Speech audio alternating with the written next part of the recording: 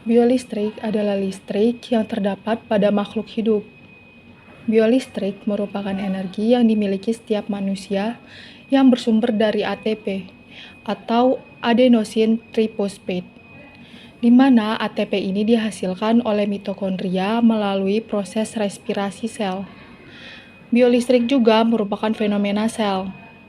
Sel-sel mampu menghasilkan potensial listrik yang merupakan lapisan tipis muatan positif pada permukaan luar dan lapisan tipis muatan negatif pada permukaan dalam bidang batas atau membran. Manfaat biolistrik. Terapi medan listrik tegangan tinggi yang berfungsi dalam merawat sakit kepala, sakit otot, insomnia, konstipasi kronis, lumbago, darah tinggi, stroke, gout, batuk karang, asma, lemas syahwat, sunggugut, haid tidak teratur, penuaan, lemah sendi, dan lain-lain.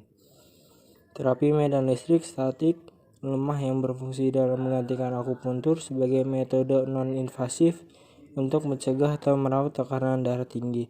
Sindrom menopause, sakit gerakan, sakit kepala, sakit gigi, sakit punggung, dismenorrhea, dan masalah. Ya, neuron. Apa itu neuron? Neuron adalah struktur dasar sistem saraf yang berfungsi menerima, menginterpretasi atau memakai, dan menghantarkan aliran listrik atau informasi. Setiap neuron terdiri dari satu badan sel dan ada dua macam serabut saraf, yaitu dendrit yang mengirimkan impuls ke badan sel saraf dan akson yang berfungsi mengirimkan impuls ke badan sel ke sel saraf yang lain.